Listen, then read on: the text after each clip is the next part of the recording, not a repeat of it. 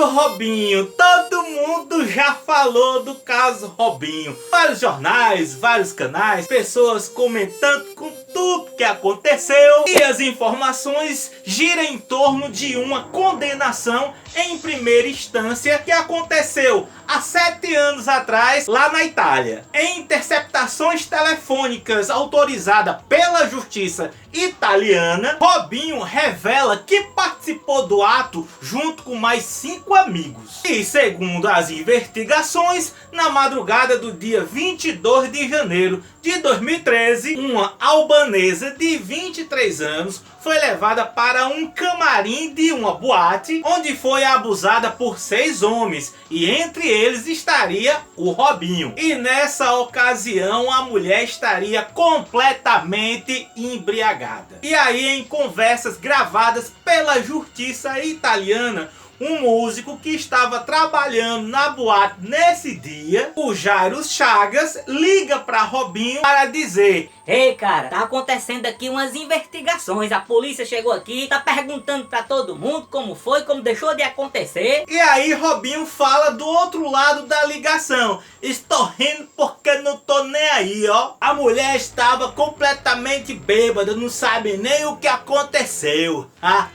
Bem, acho que diante das provas que a justiça italiana tem, não precisa falar mais nada sobre o que aconteceu naquele dia. E a justiça italiana é bem diferente da justiça brasileira. Para a justiça italiana, esses áudios já são autoincriminatórios. E em 2017, Robinho e um amigo foram condenados a 9 anos de prisão por violência sexual de grupo. Mas aí o jogador recorreu e espera em liberdade agora o resultado, a decisão da segunda instância. Até aí tudo caminhando de acordo com a lei dos homens, mas num país que é contra a corrupção, você tá brincando? Da moral e dos bons costumes. Você tá brincando? Predominam a família tradicional de homens e mulheres de bem. E nesse país, um time chamado Santos contrata Robinho para ser ídolo do seu clube. É o quê?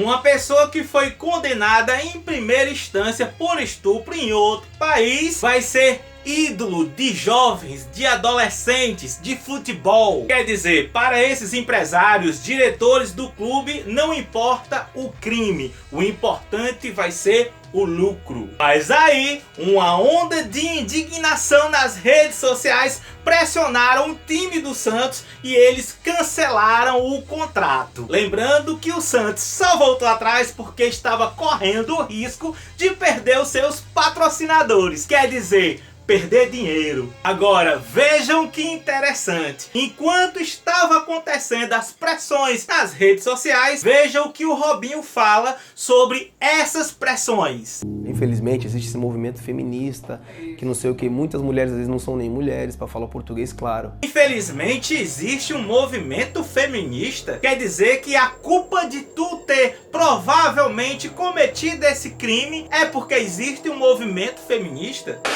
E esse comentário de que nos movimentos feministas existem mulheres que às vezes não são mulheres? Desculpa, meu amigo, mas esse aí foi só pra te afundar. Ah, Jota, tudo que tu comentou aí eu vi em jornais, em outros sites, em youtubers. O que é que o Jumentinho tá trazendo de diferente? Meu amigo, minha amiga, se seu objetivo era saber sobre a fofoca do caso Robinho, esse vídeo acaba aqui pra você. Você já tem todas as informações sobre o que está acontecendo. É sério, pode fechar, vá assistir outra coisa, vá olhar aí no YouTube, no Facebook, tem um bocado de gente falando outras fofocas. Mas na verdade eu aproveitei esse tema para entrar em algo muito mais profundo que eu já queria ter comentado aqui há algum tempo atrás. O vídeo a partir de agora é para aqueles que têm a mente aberta, que estão dispostos a raciocinar, a uma mente crítica, a analisar várias e diversas situações e não tem aquela velha opinião formada sobre tudo. Se você é essa pessoa, então prepare-se para o resto desse vídeo. Esta é a sua última chance. Vamos começar analisando outros trechos da fala de Robinho. Bebeto, tô em paz, irmão. Isso aí, eu falei aqui, Deus tá me preparando para algo muito maior, entendeu? O cara trai a esposa, comete relações sexuais com uma mulher embriagada, mas Deus está preparando ele para algo muito maior. Eu fico imaginando o tamanho dessa penitenciária. A gente tem N exemplos aí. Tu viu o que eles fizeram com o Bolsonaro antes da eleição? O ataque que eles fizeram no cara, falando que o Bolsonaro era isso, era aquilo, que era... E quanto mais eles batiam no Bolsonaro, mais o Bolsonaro crescia. Então, tô em paz mesmo, de coração. Tô preocupado com eles, não. Porque o bem sempre vence e a verdade vai aparecer. Esses caras aí são pessoas usadas pelo demônio, né? Agora ele se compara com Bolsonaro e diz que as pessoas que não concordam com o fato de um condenado voltar aos campos de futebol como ídolo de jovens e adolescentes, essas pessoas estão sendo usadas pelo demônio. A gente sabe como que a TV Globo já é uma emissora do demônio, que só você vê as novelas, as programações. Então eu tô em paz, Deus vai dar vitória. Depois ele passa a culpa para a Rede Globo. A Rede Globo também é do demônio. Diz que está em paz e que Deus vai dar a vitória. Bem, eu quero que você se atente para duas coisas nessa gravação. Mais um homem de bem que se identifica com Bolsonaro e dois, usa o nome de Deus para se proteger. E aí eu te pergunto, alguma novidade nisso? Em dezembro de 1992, Guilherme de Pádua, junto com a sua esposa, assassinaram brutalmente a atriz Daniela Pérez. Um crime bárbaro que chocou o país e ele foi preso. Mas no dia 19 de outubro de 1999, ele foi solto. Ele ficou preso por apenas 6 anos e 9 meses. Agora, adivinha o que foi que ele virou quando saiu da prisão?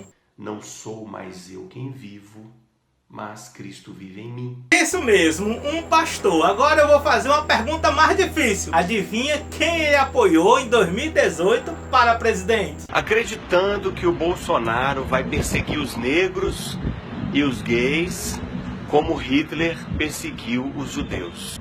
É impressionante como que os radicais conseguem colocar loucuras na cabeça das pessoas. Outro foi o goleiro Bruno do Flamengo, que mandou matar a ex-amante, esquartejar e jogar os seus pedaços, os restos mortais, para os seus cachorros comerem. A jovem tinha apenas 25 anos e isso aconteceu em 2010. E adivinha o que foi que Bruno virou? Evangélico. E muitos outros que nem vale a pena eu falar aqui. Aí você pode estar dizendo, Jota, e qual é o problema? A pessoa se arrepender, a pessoa virar um cristão. O problema é que essas pessoas que dizem que se arrependem passam a dizer que todo mundo que não faz parte do grupo religioso deles são demônios, fazem parte do demônio, que não concordam com o que eles fizeram. Ah, tá me acusando, é o demônio. Tá dizendo que eu fiz, é o demônio. E isso quando o próprio acusado já não é evangélico na época do suposto crime, como é o caso da Forteles, que está sendo acusada de ter mandado os filhos matar o marido, o pastor Anderson. Tiros foram Só não está presa porque tem um foro privilegiado por ser uma deputada federal, mas que apareceu aí em uma live cantando Os Sonhos Não Morreram e mostrando a tornozeleira. O sonho não morreu. Nossa filha, isso não comprova nada. É, minha filha, os seus sonhos podem até não ter morrido, mas seu marido morreu.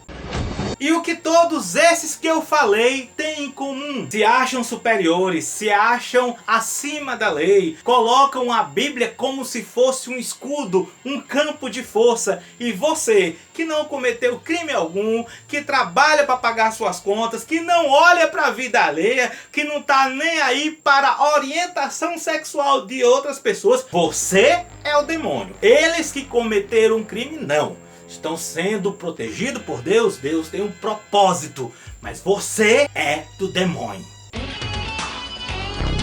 E esses ex-criminosos ou criminosos colocam a Bíblia debaixo do braço, se caracterizam, que você olha, ali é um evangélico, tá lá todo arrumadinho de gravata, ele vai na sua casa dizer que você vai pro inferno, que você está no mundo de uma tribo de demônios, que tem demônios na sua vida, enfim, só falam e só vê demônios. Tudo isso legitimado com o seu campo de força, que é a Bíblia. A Bíblia, infelizmente, passou a ser o escudo de muitos criminosos que vieram para mentir, para roubar e para matar. E antes que você venha aqui fazer comentários de ódio, distorcer as minhas palavras, quero adiantar que eu acredito em Deus. Tenho muito respeito e admiração pela Bíblia. Inclusive sou apaixonado pelo livro da sabedoria e o eclesiástico que existe na Bíblia católica. Mas a verdade é que a Bíblia cristã não caiu direto do céu. Ela foi escrita por homens e o interessante é que nenhum dos homens que escreveram os livros da Bíblia estavam ao lado de Jesus. É o quê? Os seguidores de Jesus eram na sua maioria marginalizados, analfabetos. Não sabia nem ler nem escrever. As histórias de Jesus não foram passadas para o papel por décadas. O evangelho mais antigo, que é o evangelho de Marcos, foi escrito por volta do ano 70 depois de Cristo. Quer dizer, 40 anos depois que Cristo já tinha morrido. E lá pelo ano 200 depois de Cristo não existia apenas os 4 evangelhos. Tinha pelo menos 50 evangelhos escritos. Eram documentos como o evangelho de Filipe, dos Hebreus, de Judas, Maria Madalena e as revelações de Pedro. Jota, e por que a Bíblia só traz 4 evangelhos? Os evangelhos canônicos, Mateus, Marcos, Lucas e João. Gente, a resposta para isso não tem nada a ver com a fé. E tudo a ver com política. E foi. Será que você está pronto para entender isso? Ou será que não? Líderes, imperadores, reis, poderosos sempre souberam que a melhor forma de dominar um povo é usando a sua fé. A Bíblia cristã, como a conhecemos, só surgiu 300 anos depois que Jesus já tinha morrido. E o homem que determinou seu conteúdo tinha interesses poderosos, mas não tinha nada a ver com religião. No ano 312 depois de Cristo, um imperador romano chamado Constantino, um pagão que adorava vários deuses, alegou que tinha tido uma visão com a cruz antes de uma batalha. E depois da sua vitória, ele se converteu ao cristianismo e a tornou religião semi-oficial do império. Detalhe, viu? Os cristãos eram caçados pelo imperador porque não queria adorar os deuses do imperador. Mas na verdade Constantino foi mala. Ele sabia que mesmo os cristãos sendo perseguidos e mortos, eles estavam se multiplicando dentro do Império Romano. Ao mesmo tempo que tinha muitas revoltas nas províncias e invasões de bárbaros. Então essa convenção de Constantino foi para unificar o império, para ter força pela religião, porque o império estava desmoronando e ele queria continuar no poder. A igreja naquela época era muito desorganizada, tinha um padre ali, um bispo aqui, tinha umas leis de lá, umas leis de cá, tinha vários livros soltos e eles não entravam em um consenso. E uma coisa que o Império Romano sabia fazer muito bem era organizar coisas. Bichão mesmo. Aí Constantino manda chamar os líderes da igreja do mundo para fazer uma proposta. Chama aí essa galera da igreja de Pedro aí. Galera, é o seguinte: vocês não vão ser mais caçados, vocês vão ser a religião semi-oficial do império, terão um apartamento com vista pro mar, carros importados, casa de praia. Mas eu quero dar uma olhada nesse bocado de livro que vocês têm aí, um tal de evangelho aí. Eu quero escolher aquilo e aqueles que eu gostar mais. Isso foi em 325 depois de Cristo e ficou conhecido como o Concílio de Niceia, deixando bem claro que não é o Jota que está dizendo isso. Isso tem livros, isso tem artigos científicos, isso foi estudado. Depois de semanas de debates, vários bispos e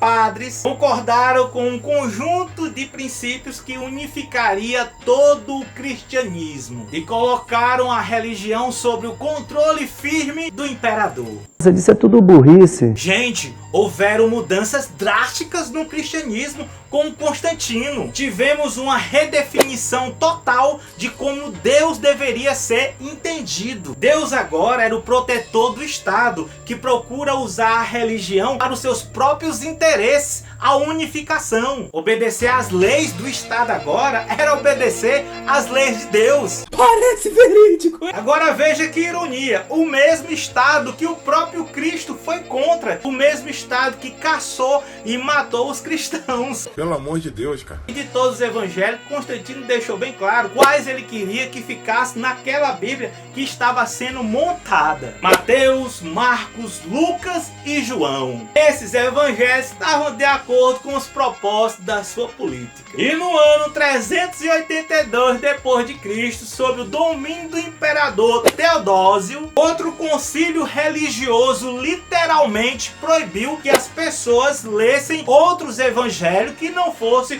os 4 que estavam lá na Bíblia.